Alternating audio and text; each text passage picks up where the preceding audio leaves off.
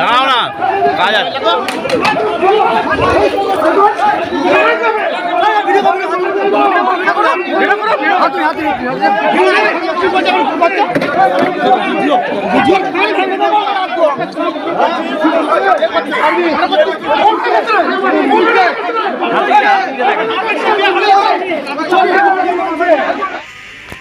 দুয়ারে সরকারের তৃণমূলের দুই গোষ্ঠীর মধ্যে ব্যাপক দ্বন্দ্ব। কে পরিষেবা দেবে, কোন গোষ্ঠী পরিষেবা দেবে, তাই নিয়েই ঝামেলা, বিবাদ উত্তেজনা ছড়ায়।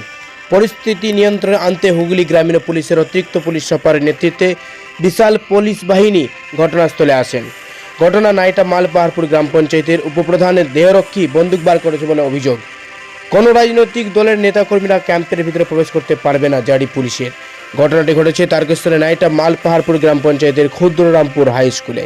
স্থানীয় সূত্রে জানা গেছে, গতকাল থেকে নাইটা মালপাহাড়পুর গ্রাম পঞ্চায়েতের ক্ষুদ্ররামপুর হাই স্কুলে শুরু হয়েছে দুয়ারে সরকার ক্যাম্প। গতকাল নির্বিঘ্নে ক্যাম্প পরিচালিত হলেও আজ সকাল থেকে শুরু হয়েছে দুই গোষ্ঠীর মধ্যে দ্বন্দ্ব।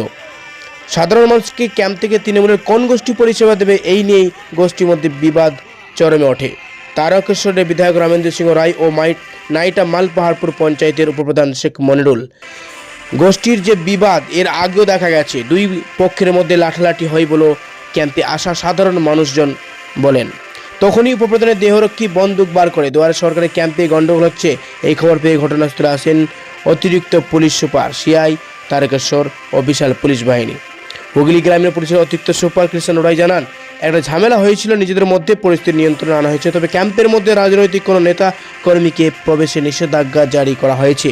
পুলিশ মোতায়েন করা হয়েছে। দুয়ারে ক্যাম্প আবারও শুরু হয়েছে। দেখুন বিস্তারিত। ঘটনা ঘটেছিল, কি দেখলেন? আমি তো লাইনে ছিলাম। হ্যাঁ, কি শুনলেন, কি দেখলেন? একটা ঝামেলা চালামিলি চলছে, এইটুকুই শুনেছি, তাছাড়া আর অন্য কিছু। ঝামেলা একটা চলছে মানে দুটো দলের মধ্যে গন্ডগোল। দুটো দলের মধ্যেই হচ্ছিল ওটা।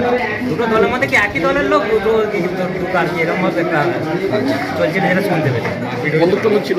বুঝছিল তো কি মারপিট হচ্ছিল, করছিল, এদের মারপিট লেগে গেছে এরকম। তখন তো লাইনে পড়ে না, ওই জন্য পুলিশ এসেছে। বন্দুক টন্দুক ছিল শুনেছিলাম। পুলিশ হয়ে গেল বোধহয় 40-45 হয়ে গেল। বন্দুক ছিল না না, ওসব কিছু না। হ্যাঁ, ওরকম কিছু হচ্ছে যে নিজেদের মধ্যেই হচ্ছে। আপনার নাম? আমার নাম সমীর জানা। সমীর জানা। আমি তো মায়ের হচ্ছে যে বার্ধক্য বাধার জন্য হয়েছে কাজ মিটে এইদিকে লাইনের কোনো আর অসুবিধা হয় না, এদিকে সব ঠিকঠাক আছে। নিজেরা কিছু একটা কি হয়ে গিয়েছিল, সেটা নিয়ে একটু ঝামেলা হয়েছে। আপনার ছিল আজকেও ছিল। কি দেখলেন? দুপক্ষই এসেছি, ওরা ও পাশে টেবিল পেরেছে, এ পাশে টেবিল ফেবিল সব ফেলে দিল, ফেলে দিয়ে তোকড়মোকড় হয়।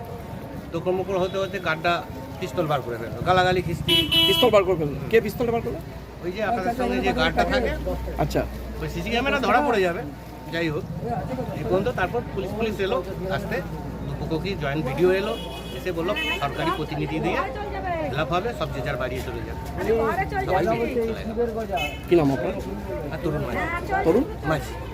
বৃষ্টি হলো যে একটা ছবি ভাইরাল হয়েছে, দেখা যাচ্ছে যে আপনার সিকিউরিটি নাকি বন্দুক বের করছে। কি পরিস্থিতির সৃষ্টি হয়েছিল, এর জন্য বন্দুক বের করতে হলো? ঘটনা হচ্ছে, এখানে আমি ওই পঞ্চায়েতের উপপ্রধান, আমার প্রধান সদস্য সবাই ওখানে বসেছিল। হঠাৎ করে কিছু বিজেপির ছেলেগুলো আসে, তারা এসে ওখানে বসতে দেবে না আমাদের, মানে একটা বিশৃঙ্খলা করার চেষ্টা করেছিল। তখন আমাকে ধাক্কাধাক্কি করতে যায়, আমার সিকিউরিটিকে ধাক্কাধাক্কি। তখন সিকিউরিটি নিজের আর্মস বাঁচাবার জন্য, যে তার আর্মসটা না ছিনতাই হয়ে যায়, তখন সে আর্মসটাকে হাতে বের করে রেখেছে। তাই ঘটনা। তারপর পুলিশ নিয়ন্ত্রণে নিয়ে আসে। অন্যদিকে আরেকটা অভিযোগ আছে, বিধায়ক যারা গোষ্ঠী আছে, যারা তৃণমূল করেন বিধায়কের হাত ধরে, তাদের অভিযোগ তাদেরকে নাকি তাদের মহিলা কর্মীদের ওপর আক্রমণ করা হয়েছে, তাদের বিরুদ্ধে আপনারা তাদেরও গায়ের হাত দিয়েছেন, এরকম আপনাদের বিরুদ্ধে অভিযোগ আসছে। নিশ্চয়ই যদি ওই ফুটেজটা বের করতে পারে, আর্মসের ফুটেজটা, নিশ্চয়ই ফুটেজটাও বের করবে, তাহলে আপনারাই দেখে নেবেন। যদি বিধায়কের গোষ্ঠী এই কথা বলে থাকে, আমার জানা নেই এখানে তৃণমূল কংগ্রেসের কোনো গোষ্ঠী আছে বলে। বিজেপির কোনো কিছু ছেলে, যেমন আমি নাম বলে দিচ্ছি, বিরাজ বন্দ্যোপাধ্যায় 2023 সালে যখন এখানে গোবরহাড়াতে যখন শুভেন্দু অধিকারী এসেছিল, স্টেজ পরিচালনা করছিল, তাহলে সেই লেভেলে বিজেপির নেতা, তবে সেই স্টেজ পরিচালনা করছিল। সে ঝামেলাটা পাকিয়েছে, সে ঝামেলাটা করেছে। এ বিধায়কের গোষ্ঠীর কি আমার জানা নেই। বিধায়ক যদি হয়ে বন্দ্যোপাধ্যায় থাকে নিজে তাহলে স্বীকার বিধায়কের করছে সে গোষ্ঠী। তৃণমূলের লোক এবং তার স্ত্রীকেও নাকি হেনস্থা করা হয়েছে। কেউ কাউকে হেনস্থা করেনি। যদি সে বিজেপির সেই লিডার যদি বিধায়কের গোষ্ঠীর লোক হয় তাহলে বিধায়কের গোষ্ঠী, আমার জানা নেই, সেটা বিধায়ক ভালো বলতে পারবেন, আমার জানা নেই। আমার মমতা বন্দ্যোপাধ্যায়ের দুয়ারে সরকার চলছে মানুষের উন্নয়নের জন্য, মানুষের কাজের জন্য, তাতে আমাদেরকে যে কোনো মূল্যে মানুষকে পরিষেবা দিতে হবে, সেই কাজ আমরা করে যাচ্ছি। নামটা বলুন। শেখ মনিরুল, উপপ্রধান, নাইডা মালপারপুর গ্রাম পঞ্চায়েত। আপনার যে সিকিউরিটি আছে উনি কি রাজ্য সরকারের হ্যাঁ, রাজ্য সরকার পুলিশ। কতদিন আগে আপনাকে সিকিউরিটি দেওয়া হয়েছে? আমাকে দেওয়া হয়েছে আজ কম বেশি 1 বছর প্লাস হয়ে গেল। আপনি কি কোনো আবেদন করে পেয়েছিলেন নাকি? না, যখন আমার একজন সহকর্মী আমার পঞ্চায়েতের সঞ্চালককে আচমকা ওই বিজেপির ছেলেরা হামলা করে তাকে প্রাণে মেরে দেওয়ার চেষ্টা করা হয়েছিল, আমাকেও মেরে দেওয়ার চেষ্টা করা হয়েছিল। তার 52খানা সেলাই হয়েছে, সে কোনো রকম নসিবের থেকে তাকে উপরওয়ালা বাঁচিয়ে দিয়েছে, সে বেঁচে আছে। তারপরেই আপনি আবেদন করেছেন? হ্যাঁ, তারপরেই